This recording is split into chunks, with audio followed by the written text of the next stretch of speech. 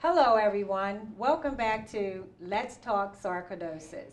I'm your host, Dorothea Howard, and today in the studio is no stranger to our set.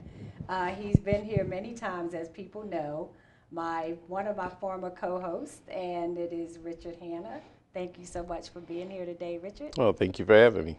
I appreciate it. And today we're really going to talk about some tips and good advice for people, especially with sarcoidosis, things that we know we should be talking about, but we don't talk about. So today we're going to talk about advanced healthcare directives. Yes. And so for those who don't know, what are advanced healthcare directives? Well, advanced healthcare directives are documents in which patients can fill out in advance about the healthcare they wish to receive. Okay. And so what are the types of advanced directives? Well, you have living wills and you have durable power of attorneys. Okay, and some people confuse them with last wills and living trust, and so we'll explain the difference between those. Okay. And for those who are watching, Mr. Hanna is a healthcare advocate, and this is why it was very important to get this information out today. So what is the difference between a living trust and a living will? Right, and that's a great question. A living trust allows people to pass assets on without going through probate. And a living will provides people an opportunity to state how they're going to be treated when they're unable to decide for themselves whether to resuscitate or not resuscitate or have any hydration or nutrition given to them that they couldn't do for themselves. Okay. And that was one of the reasons that I wanted to have you on the show, because sarcoidosis, as you know, because you're also an advocate for that, a lot of people succumb to this illness at an early age, unfortunately, and that's why I wanted to really address the topic that we're talking about today. And I mean, you don't have to have sarcoidosis because this is for information for anyone, but definitely we want to make sure that sarcoidosis patients are watching and getting some info. Now, when does a living will apply? Well, the living will applies when two doctors come together and they agree that the patient is in an irreversible coma or suffering from a terminal illness and will not be able to make the decision on their own. Now that's hard too. So what treatments are covered? Well, the treatments that are covered in the living will are life-prolonging treatments, whether to resuscitate or not resuscitate, whether to provide nutritional hydration, any life-prolonging things. So in that living will, it will be stated how the patient made their wishes known with how they wanted to be dealt with at that time. Okay. Now, who can complete a living will? Anyone that's 18 years or older that is in sound mind. Of course, you're not sound body because you can't. Sure. So, but you can do it if you're of sound mind, and that will also you want to have two witnesses. Some states required to be notarized. Okay, and you would also talk to your physician about it. Now, can a living will be revoked? Because I'm sure people would want to know this. And by the way, for all the viewers out there, make sure you have a pen and pad or iPad or a smartphone or something to take this information down. What happens in that situation if a living? Yes. Okay. If your situation changes, you want to revoke your living will, you simply can do it verbally as long as there are witnesses. And if you're doing it in the presence of your physicians, they will note it and put it in your medical record. You can simply take it and tear it up. All right. You also can put it in writing, which is probably the best way, and then it'll be noted again in your medical record. Wow, verbally, huh? Okay, so what is a durable power of attorney? That's a great question because people hear that term all the time. Right. Well, the durable power of attorney for healthcare is when you appoint someone, a person who we call an agent, and they'll make all the decisions for you that you can't make for yourself. You can also specify in there certain treatment options that you want ahead of time also. But for the most part, it's appoints a person who will make those medical decisions. Okay, so someone who is suffering from sarcoidosis and really having serious health challenges, and unfortunately, maybe things are just kind of going downhill. And for anyone, at that point, when does a healthcare power of attorney actually take effect? Right. It only takes effect once two doctors determine that the patient is not able to communicate how they or make treatment decisions. And that's the only time it takes effect. If that patient can do it for themselves, it will not take effect. Okay, and the treatments, what treatments are covered? Okay. With the durable power of attorney for healthcare, all treatments are covered because that person is deciding on what medicine to take, what medicine to give that person, whether or not to give it or to stop the dosage. The agent basically is like the power of attorney, the proxy on your behalf, speaking that they know your wishes. Also, whether you had it in writing or had a discussion with them. So, and they also are going to implement what you wrote in there and what your wishes were, with discussions you had with that agent. Okay, so can anybody complete a durable power of attorney for healthcare? Who can do that? Just like the living will, you got to be 18 years or older and of sound mind. So anybody, Yep. as long as those two requirements are Yes. met.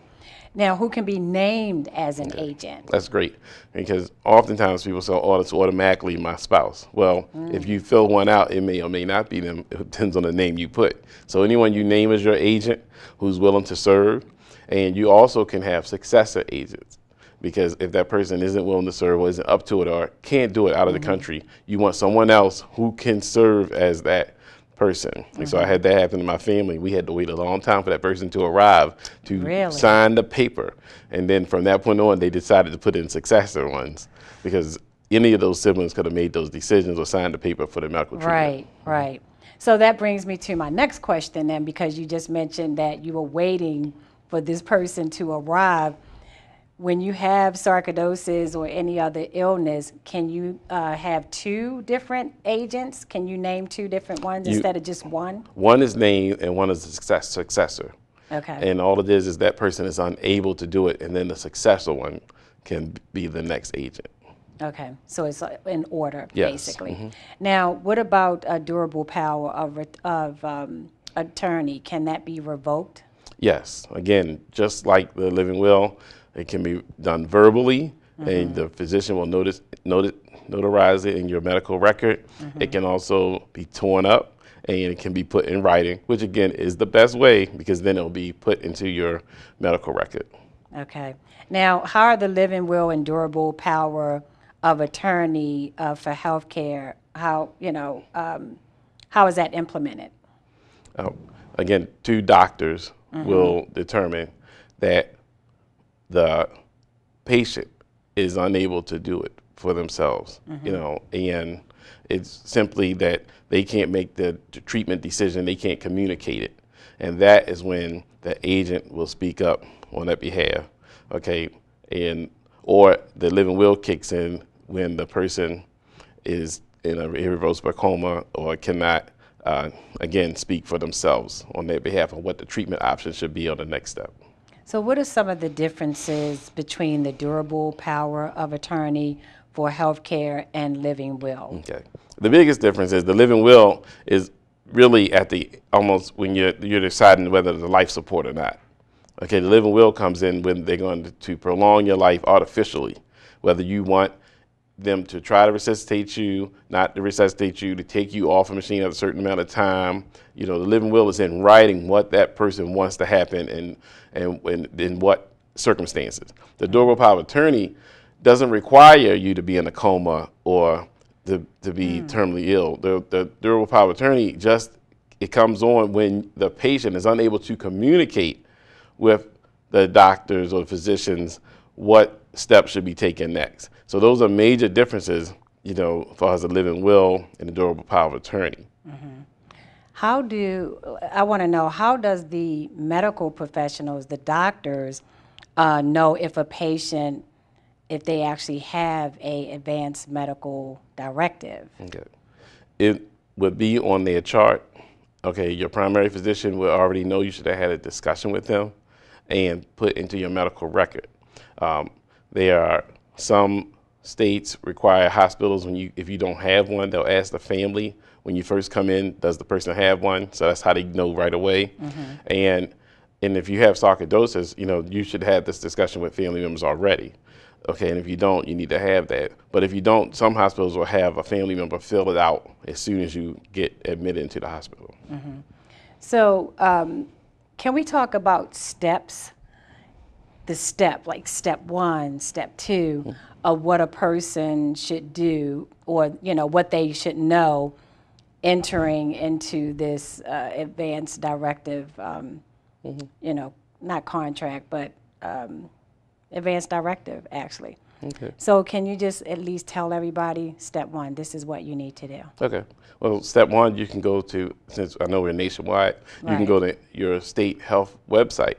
Okay. Well, almost every state has a healthcare website that goes over treatment of wills, trusts, living wills, medical directives.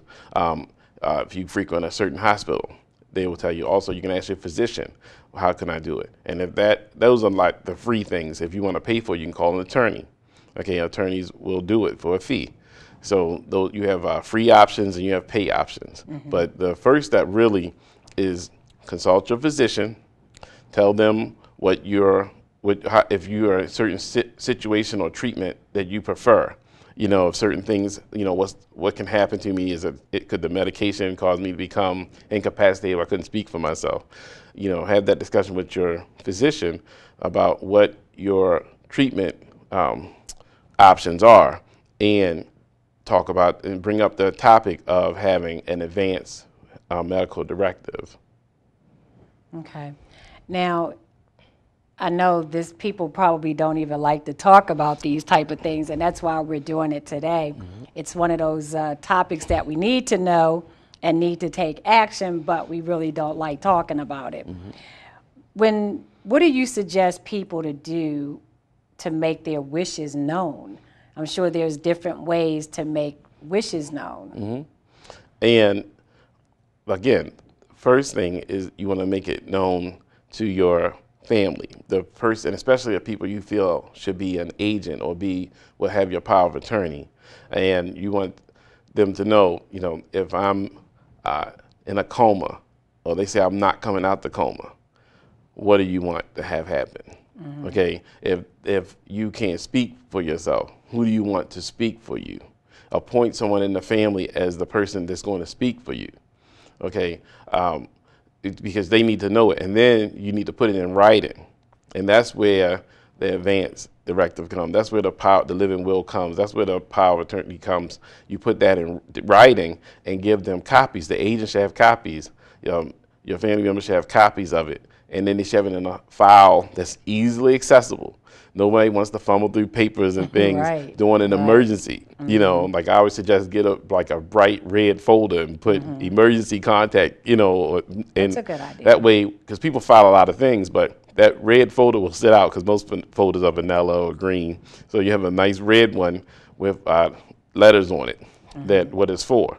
And that way you can just pull that file. You want your physician to have it. If you have a specialist, have them have it. Okay? And so this way it's on your record that you have it. So that makes it known. And you're right, it's hard to plan these things or even talk about it, because no one wants to think about my loved one not being the same youthful, vibrant person they are. In most cases, it's temporary. But what if it's longer than that, or becomes a permanent situation? So you have to prepare for it. And really, it might be difficult, but it's the right thing to do for your family member, if you're a loved one. And it's the right thing to do if you're the patient for your loved ones. It's compassionate. And if you have to make that decision, you want to have peace of mind knowing that was their wishes.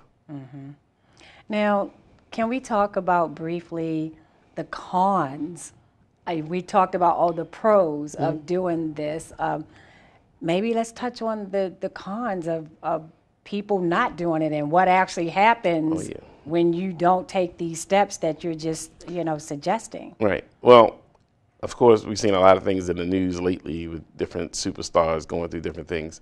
And the cons are really, Instead of you making your own decision, if you're a patient or you're dealing, you know you have a disease, instead of you making your own decision, that decision is now not even in the hands of your loved ones. It's in the hands of the doctors. And who knows where you may be. You could be traveling, you could be somewhere else, and that decision is made by a complete stranger who never met you, never knew you, never seen you bounce back from adversity or anything. And that decision is made by them or by the state law that's in place.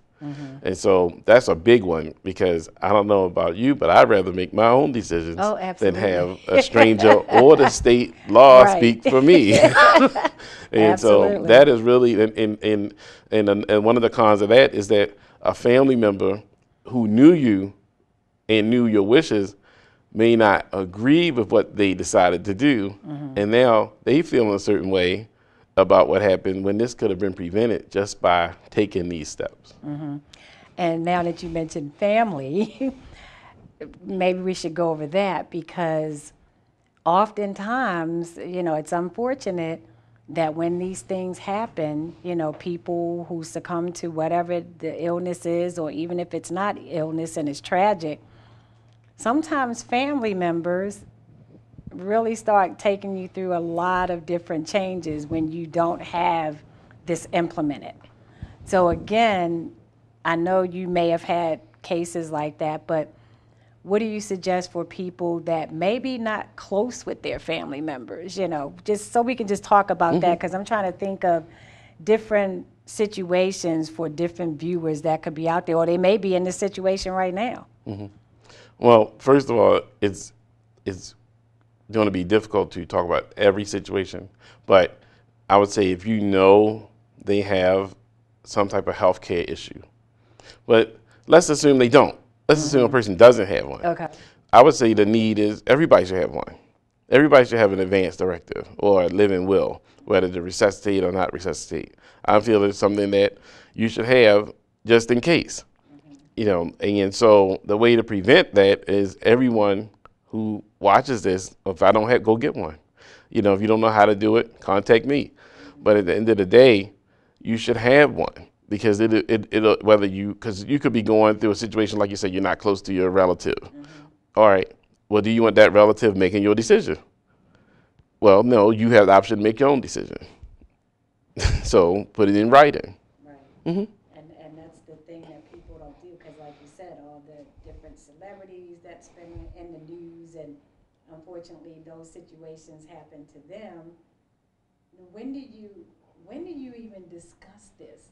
You know, it's one of those taboo things. When do you even have the talk about this? And I know you don't have to wait until you're ill or having some type of medical problems, but what do you suggest as far in terms of let's have this talk?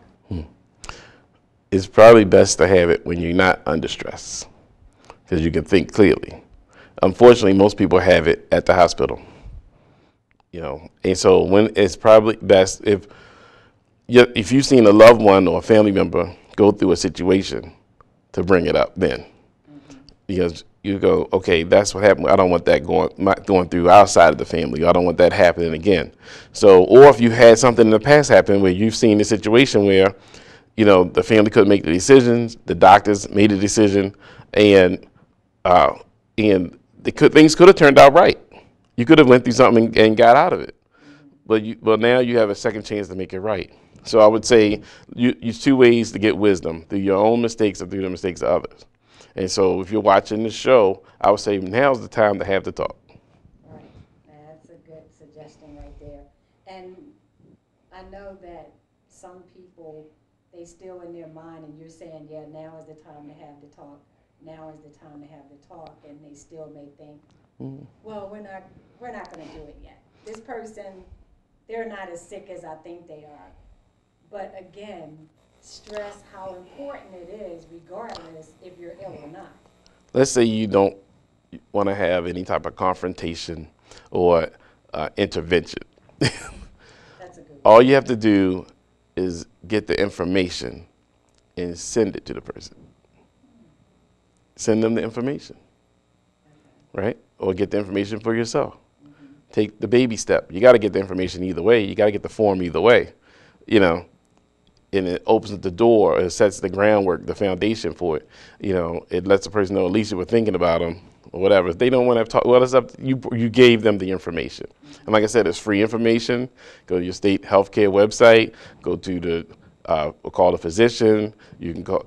There's plenty of places you can call about getting a living will in place or advanced medical directive of power of attorney, durable power of attorney for healthcare.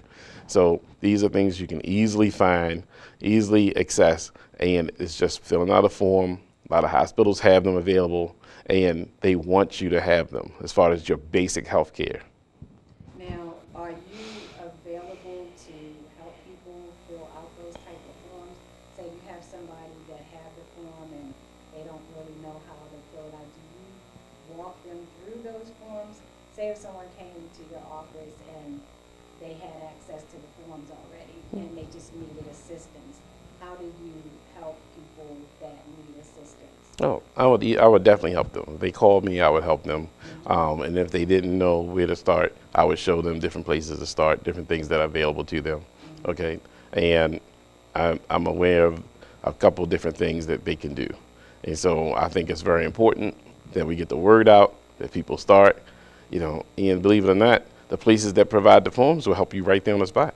Oh, okay. Yeah. So they can get it instantly. It's just really taking the time to do it. And speaking of time, is it a lengthy process to you know, get this paperwork done for the advanced medical directive? No, No? not at all. Well, they should know that. Because you know how sometimes when you say papers, people kind of freeze up, oh my goodness, I don't have time to do all this paperwork. So I guess that's another important factor for people to know, that it doesn't take long to actually process these type of paperwork. That's right. All right, so that's a good thing.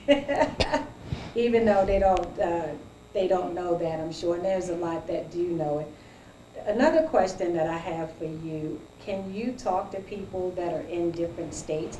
Say, for instance, they contact you and they're out of the state of Maryland and they're all over the place. They will be able to contact you and you can assist them no matter where they are? As long as they're in the United States, Spain, Canada, Puerto Rico, yes.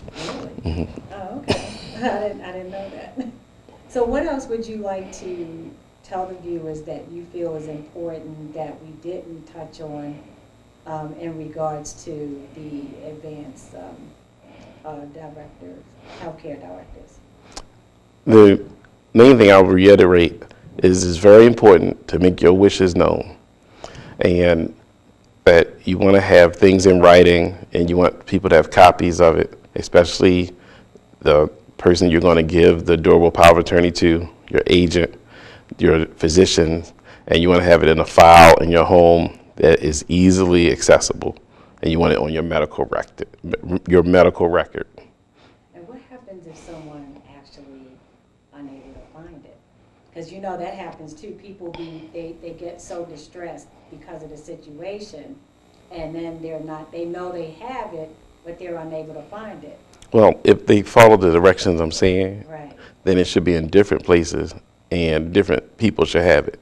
So their doctor, because most of the time people have medicine and it has their doctor's name and number on the medication. And so they should be able to contact their primary physician and it should be on file in their medical record right there. And so you may not able to find the file or get into their safe or whatever, but they should have it not just there at home. It should be with their physician's office and their medical record. Do you advise viewers to, once they've done the paperwork and say they've done it for years and years, do you advise people to maybe check up on that paperwork that they've done? Maybe let's touch on that, because sometimes I've seen situations where people automatically assume that everything's good and they don't make changes because they may get divorced or, you know, the status change, and then it's a big mess. So what do you? That's a great question, what do you recommend because that? they change the laws often in the states and things change in your personal situation. So yes, you do have to update what you've done, because someone might be watching and say, well, I've already done it. Well, have you updated it for 2016? You know, it's just like people who have beneficiaries. Have they updated their beneficiaries, or people that's going to inherit things from them? Have you updated for 2016? If not, give me a call to help you with that. But you definitely I advise them to update every year. Update every year. Make sure everything is in order. Just like people do spring cleaning, you know, you have to have things in order, and you have to be prepared, because failing to prepare is, you know, is like planning to fail. So you have to prepare for the unexpected, you know, and as well as the expected. But if things have changed, which is part of life, you want to make sure things are updated. You want to make sure that you have taken the time to meet with your family again, to say, okay, if something happens, you know what a file is. You know, like people used to do when we were young. We used to do those fire drills, how to get out the house, where we're gonna meet up at. You know, I mean, this is important. You know, if something happens, who calls who? You know, who's the agent? Who's the person? Who's the secondary person? And so you want to know those things so that you're not panicking. You know, you're not reacting. You're just responding. And, you know, that brings up a really good situation, because people, and I know this from firsthand also experiences, but people who don't update as things happen. So would you recommend not just waiting, because you had mentioned people doing it every year, which is fine, like a spring cleaning. Mm-hmm. But what about for those who have things that happen throughout the year, and it's a situation that they have to go back and update because they don't want to be in a situation that they wait and then something happens and then the will's not updated and then, Oh, yes. Well, I mean, there are several situations that can happen, but I would say you want to definitely, if you have any change of life issue, anything that happens that changes your life, you could be getting better, you could be getting healthier, and you need to make some changes, you know, because you could have been a person that said, well, I don't want to be on life support, and then they told you you're going to live, you're like, okay, I want you to keep me on the life support. And so things could change, your health could change for the better. You could be, you know, so I'm not always going to assume the worst. I've seen people totally turn around, and so you want to change right then. You know, you want to make sure that that's updated. Have that discussion with your physician.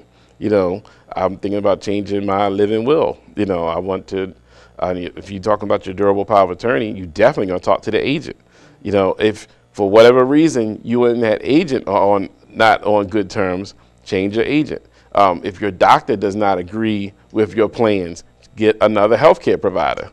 Okay, so yes, you have to respond as things change. You have to respond as their life changes. You know, and also if you just have a difference of opinion or feel differently, you need to make those adjustments. so in other words, for, you know, in conclusion of everything, people that's watching the show, they must stay in control of their status and their situation when it comes to living wills. And like you said, don't leave it to anybody else other than themselves, if they have the control to do that. And if not, to make sure it's a trusted individual that they know will carry out their wishes. So before I end the show, I mean, this has been great information. I'm sure we can do another show to continue. What else would you like to tell the viewers before we end the show? First thing I would say, don't assume that everything is going to go according to plan. The best plans are put in writing. So put things in writing. You know, if you have wishes that you want things to happen during your health care, if you have things you want to happen during your life, if you aren't going to be there to do it, make sure it's in writing. You know, if you have valuables you want to pass on, put that in writing, or do it while you're living. Do it while, you know, why should you have to pass on to give somebody something? The main thing is take the time to put it in writing. You know, we plan out a lot of things, parties, vacations, what have you. Plan this out. This is your quality of life. You know, you want to have dignity in your life. Take a moment to plan it. Well, you heard it, everyone, from the healthcare advocate, Mr. Richard Hanna. Plan everything and do what you need to do to make sure that everyone is protected. And I want to thank you for watching the show, and I hope this information was very informative for you. And for those of us with sarcoidosis, don't let it dictate who you are. Don't let it take over your life. Make sure you stay positive.